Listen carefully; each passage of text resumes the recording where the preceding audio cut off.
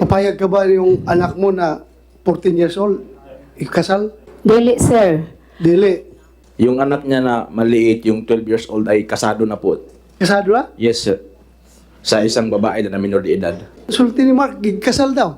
Kinasal. Dili na tinuod, Nana sila sir. bata, isa, sir. Ha? May bata na? Yes, sir.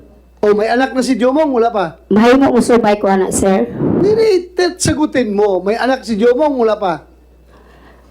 Naa na si say anak, sir. Kanang mga bata, naghambog na sir. Na ako'y witness nga Ayaw, tudlo-tudlo ay. Inaog imong kamot, inaog kamot. Kami rin pwede magtudlo-tudlo diri. Inaog imong kamot. Mark, Tapos na po, ma'am. kinukumpirma mo ba na ikaw ay miyembro ng Agila, yung elite army ni Senyor Agila? Yes, ma'am. Yes, ma'am.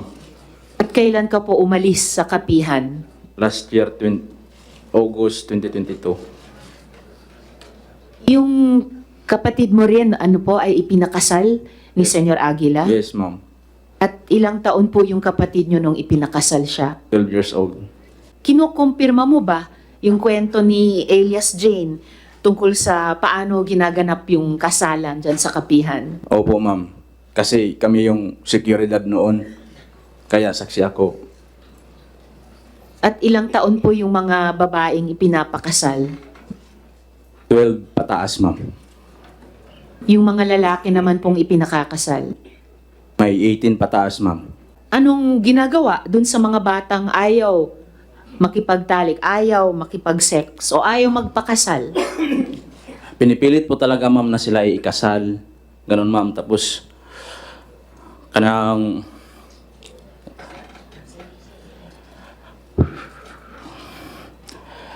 Relax ka lang, relax lang. Okay lang. Relax. ang bisag dili mo sugot ang minor de edad, ma'am, piliton gud sila na minjoon kay suko naman lagi na sa Dios. So, kahit na hindi mo pumapayag yung minor, pilit na kinakasal kasi sugo ng Diyos. So kahit umaayaw yung bata magpakasal, pinipilit siyang magpakasal? Yes, ma'am. Kasi may nayak naman gani ko yung nasaksihan, ma'am, na ang usa ka babae midagan. Meron akong nasaksihan na yung isang babae ay tumakbo. Tapos gigukod na mo sa among usa ka kauban na Agila Squad. Nya gigudod siya, ma'am. So we ran after her and we dragged her, Your Honor. Pagkatapos, dinarag, anong nangyari? Kinasal talaga siya, sir. Ikasal siya, ikasal. So kinasal talaga sila. Tapos ang pagka magkasal, sir, sa tanan na pares ni Ja, person kay line by line mo na si Ja, magunad sa ang babae magunad sa 12 pataas, ang lalaki pod 18 to pataas. Tapos magsisilik yan si Senior, Your Honor, si uban ni Ja, si kasama niya si Janet Ahok, Roselia Sanico at saka si Karen Sanico. Andyan yan, sir. Sila, yung dalawang babae, sir, yan si Janet Ahok at si Roselia Ahok. Magsisilik sila ng babae at lalaki at tapos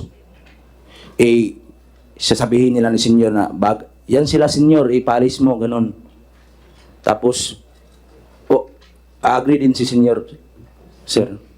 So, una is line by line yung babae na from 12 up, ang ages, yung mga lalaki 18 up. Tapos, through the assistance of Janet Ahok, Rosalie Sanico, and Karen Sanico, ang senior ay magsiselect. Sila yung tatlong, yung si Janet, si Rosalie, at si Karen ang magre-recommend kay senior at usually mag-agree naman si senior. Dali, Senator Risa. Yes, Mr. Chip. Janet Ahok, may pamilya ka ba? May anak ka? Ilan ang anak mo? Papayag ka ba yung anak mo na 14 years old? Ikasal? Dili, sir. Dili. Sa unsa man nga rason nga naing anak mo na nga kahimtang, sir. Ako usa ka ginikanan. Sandali, paminawa. Just listen to my question and you answer my question. Ha? Narinig mo yung sinabi niya na kayo na nag-facilitate pagkasal ng mga bata. Dili na tinuod, sir. Dili tinood. Dili.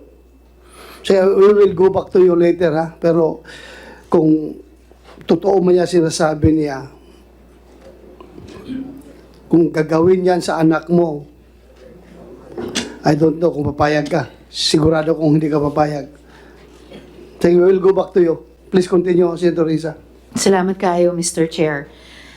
So, klaro yung sinabi mo, Mark, na sina Ms. Janet, Ms. Rosalie, Ms. Karen ay nagre-rekomenda kay Senyor Aguila Opo, ma'am. doon sa pagpapares-pares, pagpili, pagpapares-pares.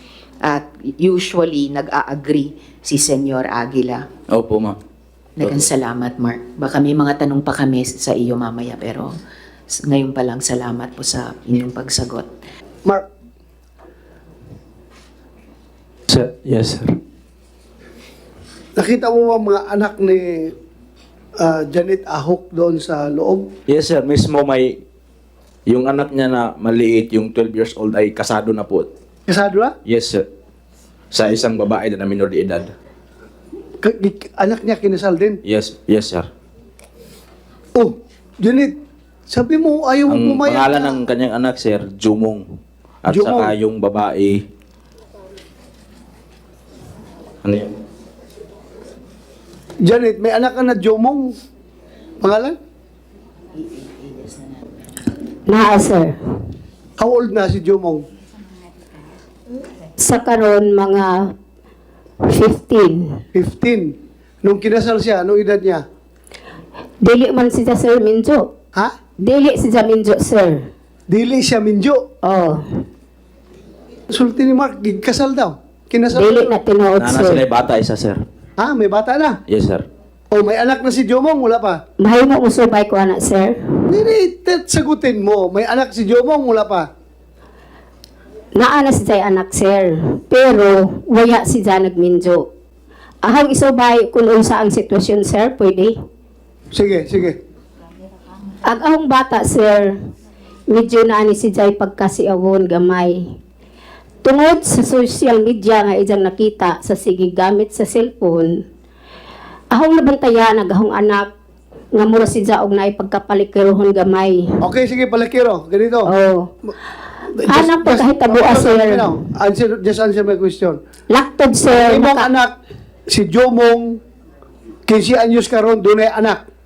Oh, sir, How old, tinuod na. how old yung anak, yung apo mo, anak ni Jomong? How old? Mga mag 2 years na. 2 years na. Sinong mother? Si Matsay, sir. Saan si Matsa ngayon? Naa sa kapihan. Nasa kapihan. Paano sila nagkaanak na hindi sila kinasal? Dili man sila nagkasal, sir, tungod kay nag-uyab man sila. Ha? Nagkauyab ang maong mga bata o dito nagkahilamit sila. Nagkaanak sila, sir. O, nagkaanak ha? So, panindigan mo yan ha? Opo, sir. Ako, I'm just warning you. Kapag ikaw magsinungaling dito sa hearing na ito, pwede kitang i-cite in contempt at ikukulong kita.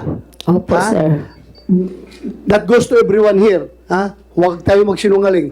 Dahil Opo, ang sir. purpose nitong hearing na ito, makamit natin ang katotohanan at justisya. Wala tayong dapat itago. Opo, Kaya sir. hindi ako mag-hesitate ha, na i-cite kayo in contempt at ikulong kapag kayo magsinungaling. Buti yung klaro tayo para walang sisihan. Ha? Ulitin ko, Mark. Nakita mong kinasal yung anak ni Tahok? Yes, sir. Sino kasama niya kinasal? Madami, sir. May mga minor de edad din. Sila yung pinakaunang kinasal na minor de edad, sir. So sino ngayon nagsinungaling nga Janet Tahok? Si Mark o ikaw? Ha? Siguruhin mo mga sagot mo dahil as I have said, hindi ako mag-hesitate na ikulong kayo dito kapag kayo nagsinungaling. Dili mga Sino nagsinungaling? Dili mga Mark o tukuan ikaw? sir mo accept kay mga nag-uyab man lagi sila. Ha? Wala may gikasal ni senyor, hilabi na agahong anak. Nagminjo sila sir, ilan ang kabubuton. Dili na pinagbutan ni senyor, labi na naho.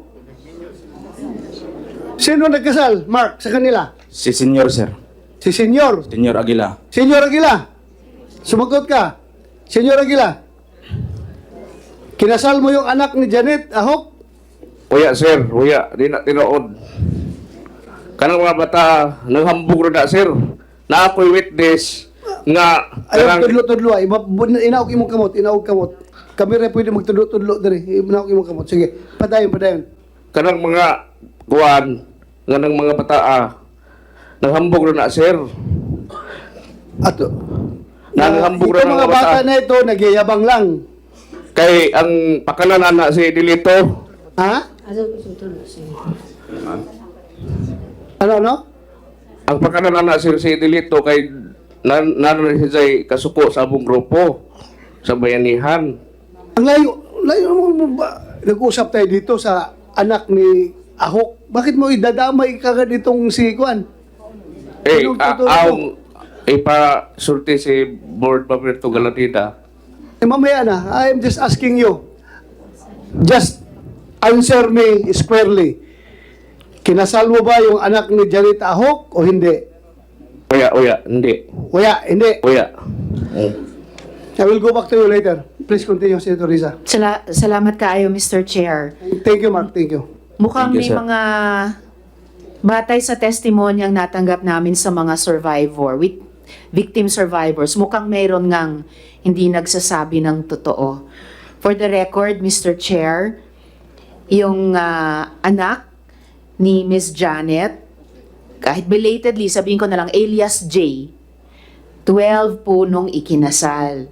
At yung asawa ni alias J ay 12 years old din nung ikinasal mula sa kanilang barangay. Ayon sa mga victim survivors, nagkakilala lang sila nung ikasal na sila. Tulad ng karanasan ni alias Jane. Di niya nobyo yung ipinakasal sa kanya, nakilala lang niya nung araw na yun mismo. Ayon sa mga victim survivors, pati si alias J, na anak ni Miss Janet. At ayon din sa aming mga victim survivors, sinabi daw ni Miss Janet sa ibang mga bata, bakit ayaw niyo pumayag? Anak ko nga kinasal. So, meron po talagang kailangang mga balikan na mga sagot nila sa ating mga tanong.